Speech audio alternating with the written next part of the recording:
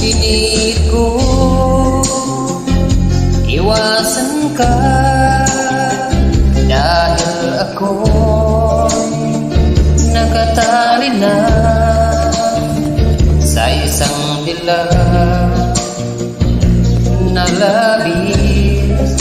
Minahal ko ng tapat at hindi magbabago kailan pa man.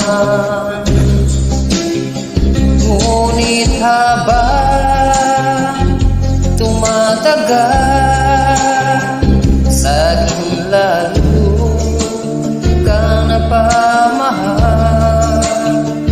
Ang puso ko'y nalilito dahil sa naramdaman. Ano ang aking gagawin na malimutan?